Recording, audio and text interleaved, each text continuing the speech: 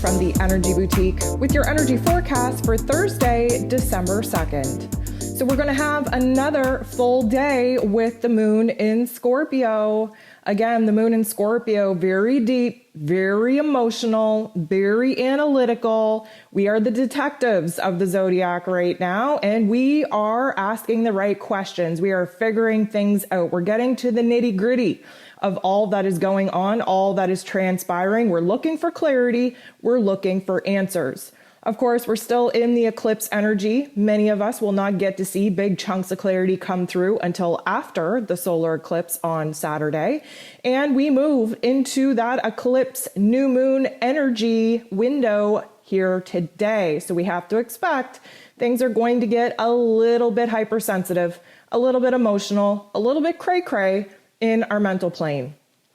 There are 9 different aspects taking place today, and all 9 of them involve the moon. I would declare this a moon day. We're just lucky that it's happening on a Thursday instead of a Monday, in which the moon naturally rules over. Nonetheless, we are getting very focused on the questions that we have to be asking in order to seek the answers in which we currently need. Now, this is a transformative energy as well, again, reminding us of all the shadow work in which we did through Scorpio season. Keep in mind, the new moon and the solar eclipse in Sag is the light at the end of the tunnel. That is our goal. That is our dream. That is our vision as of right now. It's been a very long, dark journey up until this point. We haven't even been able to take action up until this point. So the moon right out of the gate is going to sit across from Uranus, who is retrograde in Taurus. Now, we're at odds with our mental plane. We're at odds with our intuition. We're at odds with our emotions because everything is a little bit confusing. This Uranian energy usually provides us with clarity. It usually gives us an aha moment, a zap of electrical insight that we can use to actually, create a better path in moving forward. This time, though, I think we're going to actually find that it's going to create more confusion than anything else. And as I've been saying, confusion is definitely part of the process. It's what, needs to happen in order for us to figure out a grounding point, a center point, in order to actually operate from. Now, the moon is going to go ahead and bump into Mercury, and Mercury is in Sag. So we are thinking big, we're having big ideas, there's rapid thinking, rapid thoughts. We are kind of manic in our mental plane, and we're trying to stay positive. We're trying to stay confident. But this little aspect here is going to kind of make us close up a little bit. We're not really willing to express ourselves. We're trying to kind of, define what windows in our brain need the most attention at this particular point. And we're trying to kind of compartmentalize some of the ideas, some of the thoughts coming into our mental plane so that we can actually sort things out. The downside of Mercury being in Sagittarian energy is that we have a hard time focusing on the smaller details. We have a hard time concentrating on one thought at a time. Thus, why we're scatterbrained, why we're all over the place, why we can't seem to come up with the right kind of answers. So the moon is going to go ahead and make a beautiful aspect with Pluto. And of course, Pluto rules over Scorpio energy. This is a beautiful opportunity for us to kind of get a little bit more grounded, a little bit more sure with what it is that we're actually feeling. We've been trying to sort out what it is we want, need, and desire, what it is that we're emotionally lacking, what it is that we're passionate about, what it is that we're now kind of aggressively wanting to pursue. And this Plutonian energy is the great transformer. So there is some aha moment here, little bits and pieces coming in where we're able to get a grip on our emotions and see where it is that we have to travel from here. Of course, exploring each and every little crevice in our mental plane and our heart space to come up with these answers. Now, the moon is going to bump into Chiron, and Chiron is the wounded healer. This is going to suggest that we recognize right now an aha moment. We are getting some kind of clarity. We recognized how far we've come. We're in a little bit of a celebratory mode because we feel good about some of the transformations that we've already gone through. Again, as a reminder, back in Scorpio season, the darkest parts of us in which we had to face. There is a huge amount of healing going on, and we have to give ourselves credit in the here and now for all that we've accomplished thus far. The moon in Scorpio is going to trine Neptune. This is a powerful aspect because it's water on water.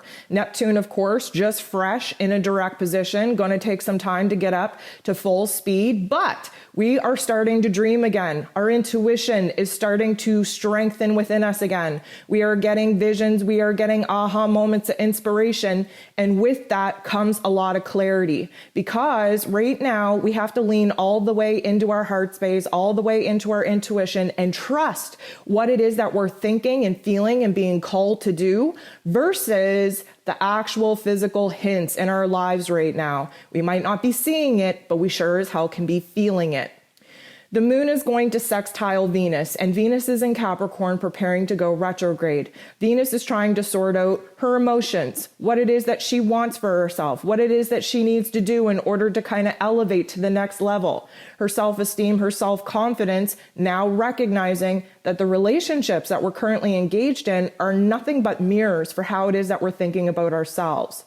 There's a power struggle here because many of us are overly attached to old relationships, old ideas, old careers, old kinds of sets of values that we no longer are aligned with, or we're still having a hard time breaking away from.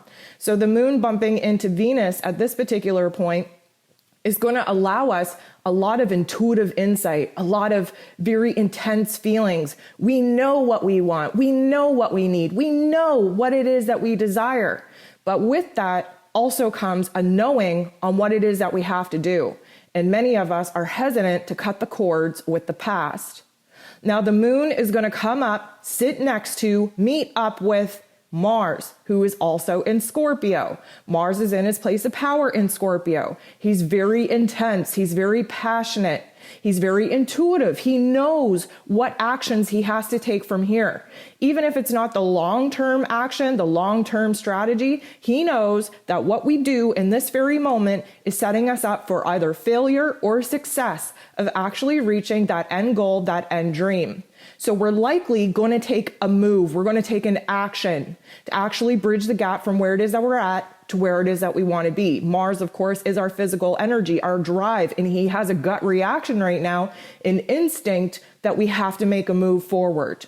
So the moon is going to bump into Chiron again, but this time it's not as nice as the earlier aspect was. If anything, this is us taking one step forward, taking a lay of the land, and then recognizing, okay, what do I have to work on from here? Because I'm glad there's growth. I'm glad I took this step forward, but now I'm in a different territory. So what is coming up for me? Where's the fear? Where's the doubt? Where's the insecurity? Because that's what needs to be worked on.